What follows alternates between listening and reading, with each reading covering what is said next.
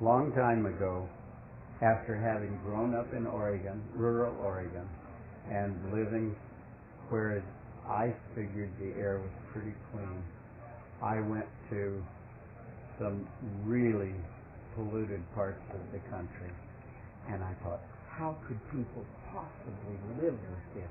Don't they know that what they're breathing here is terrible poison?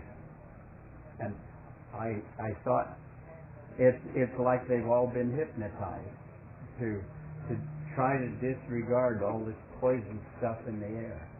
And I wouldn't put up with it. It's called the boiling frog syndrome. Yeah, right.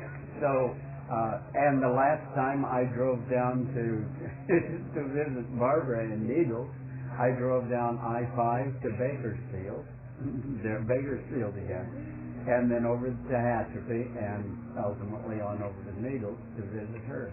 But as I approached the Fresno to Bakersfield area of the lower California Valley, I thought, how can they take it? How can they possibly stand it? I've thought it all over again. So, and there may be some of you who are from there who say, oh, you get used to it. But it's something to think about. It's something to make up your mind about. What about possessions, things, stuff? What do I really need? What if every person on earth felt that they needed what I think I need? And I believe that's the one you addressed.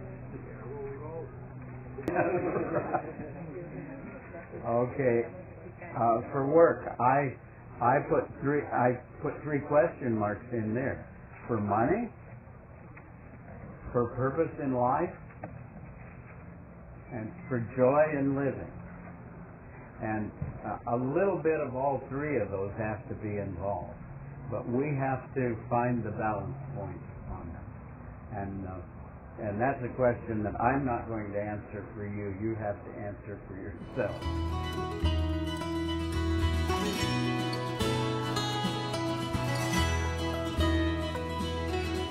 Now we're going to have one of my personal heroes and a person we're very thankful to have with us, JerryIgo.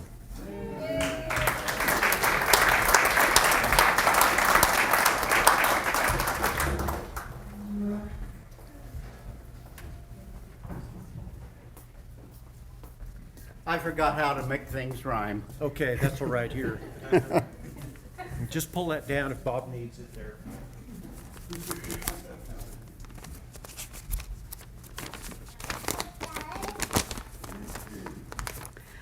Okay, this is rare because I write poetry that rhymes.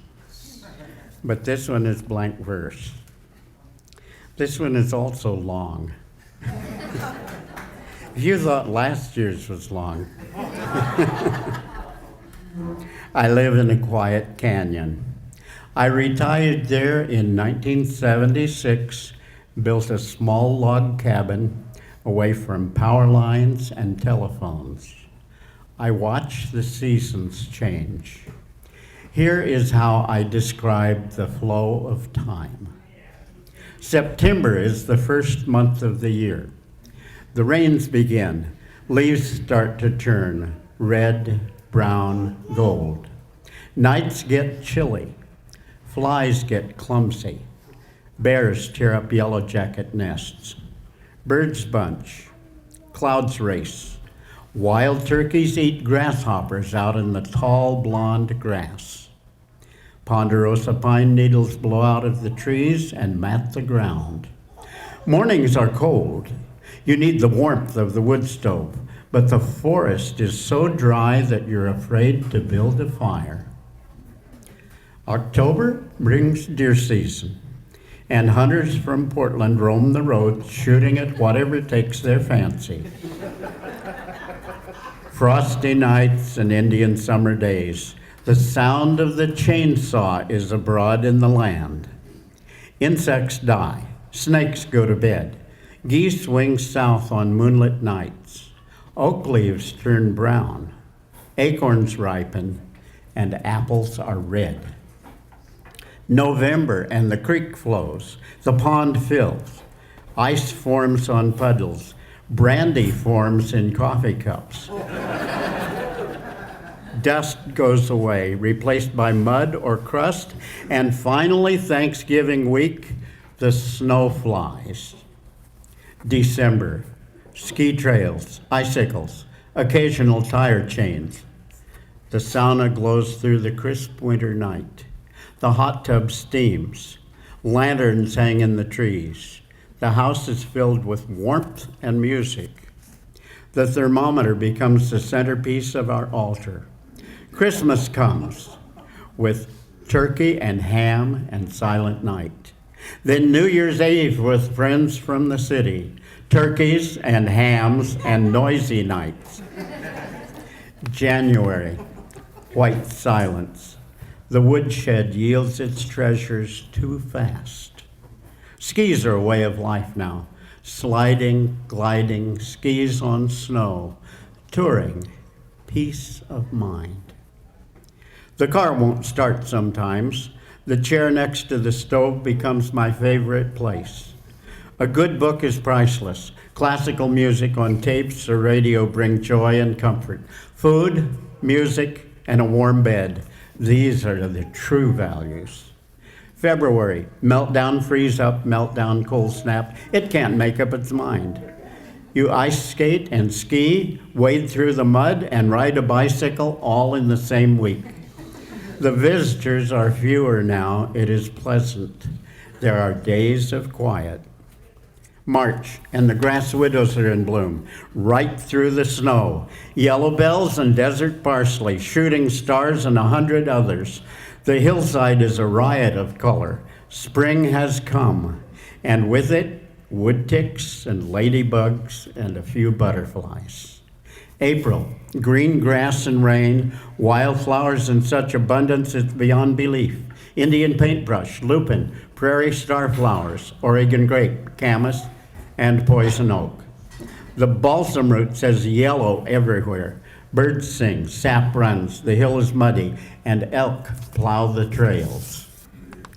May, cold days and warm ones, wet ones and dry. Birds mate, does drop plums. Hummingbirds attack the red feeder. Wave after wave of wildflowers, oak leaves new, such a delicate green. Snakes come out, bicycles prowl, owls hoot all night, coyotes play in the moonlight, migrating windsurfers appear on the river, mosquitoes join the wood ticks to plague you as you avoid the poison oak. June, what is so rare? Sunny days and cool nights.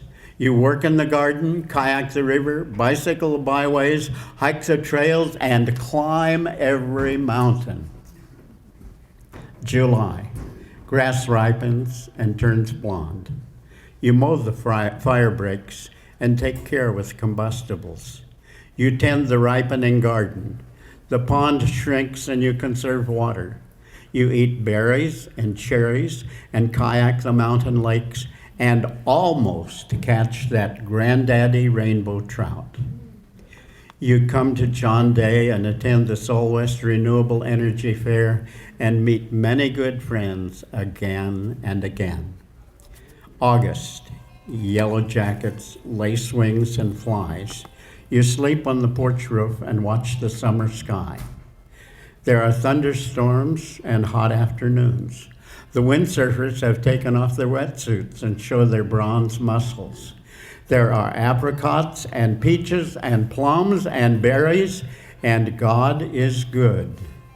And then, so swiftly, the full moon of September, and the new year begins again.